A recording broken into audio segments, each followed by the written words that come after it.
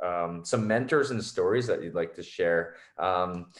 Playing in China, in the Russian KHL and VHL, we had Kovalev in the KHL as our player development guy. So it was awesome to meet him. And I mean, you see all these videos of him in the commercials and how unbelievable his hands and skills are. He could, when he wanted to, he could turn it on. But seeing him personally, meeting him, it was amazing and shocked me how big he was. Yeah. Wide shoulder and obviously so strong. I didn't think he was that big, but Yeah. Well, he's like 225 or something like that. yeah, he's thick. He's Yeah. he's Yeah. a big guy and extreme talent and skill. So Yeah. um, His skates were so sharp too. really, So, oh my God. I asked the trainer, I just wanted to try it. He sharpened with the hollow he had. And like literally I didn't glide. Like I would try to glide and stop in the ice. And I was like, that's what he uses. And he's 225 pounds. right?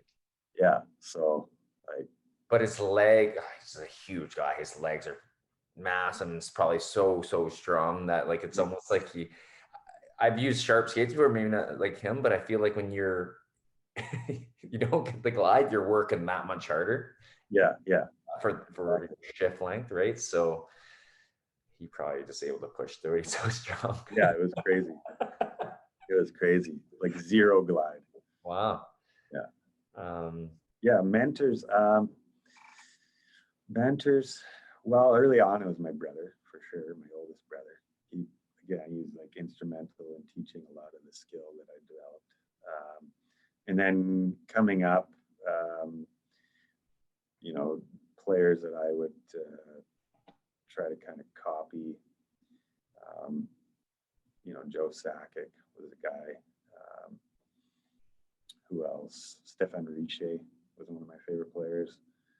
Lemieux, those guys. I didn't watch Gretzky so much for some reason. I was a big Lemieux fan. Yager, Forsberg, these are guys. Korea, all those guys. I would try to emulate and see what they were doing. But yeah, I played with Kovalev in Pittsburgh. Try to emulate what he does is pretty hard because it's pretty insane. so what's like being around him in the dressing room and that type of stuff, but like what was that like? Obviously you're watching him, but like was there anything he's able to pass on to you that really stuck out or like just I mean watching some of Yeah, he just used to talk a lot about. He used to say. He used to talk about you executing the deception that actually beats a player. He said you need to set up that deception.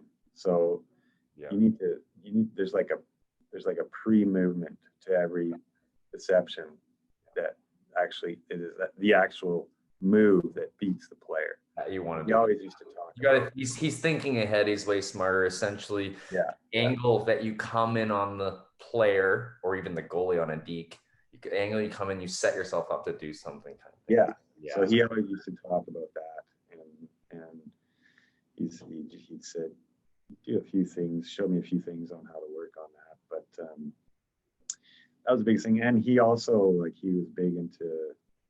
He was a pilot, so and he used to ski and snowboard. And I was like, "Aren't you worried about getting hurt?" And he's like, "Hockey isn't everything. You got to live your life." So he would fly his plane on off days to Carolina and go golfing with Straka and Lang. And then I was so shocked that he was skiing. Like, yeah, he's like, you got to live your life. Hockey isn't everything. So I thought that was pretty cool.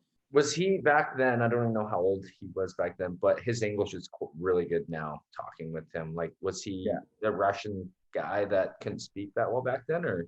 Oh no, he was fine. Yeah, it's perfect. Yeah, a little bit obviously an accent. Yeah, no, he was good. He was good. And then other guys, Mario is Mario. He was just, yeah, he's on another level, right? He's even compared to Kovalev, he's on another level. what like his just appearance and just him being around the room, right? Obviously attracts that attention, just how he is. But like, can you describe kind of like what he, maybe just how he was talking to you, and you're a young guy. Yeah, He's he's the pretty quiet. He's pretty quiet. He just like he didn't really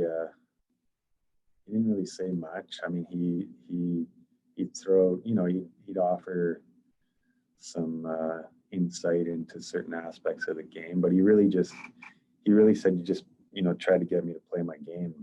Um, but it was hard. I started on a line with him my first year. And when you're on a line with Mario, like you're just kind of like, where is he? Where is he? Where is he? yeah, yeah. You're You want almost to get like, him the puck. So yeah, it's hard to play with. It's hard to play with players like that because you. But really, all you have to do is play your own game. just That's all. That's what you need to do. But it's hard because you want to get him the puck all the time.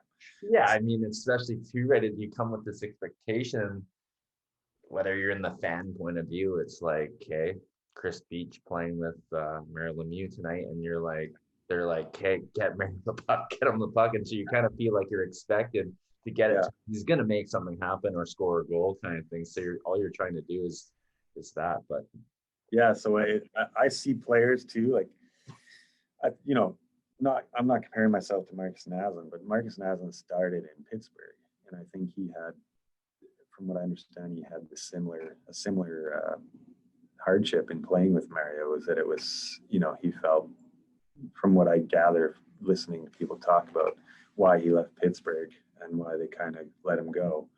But that was a thing. So I see other players too that,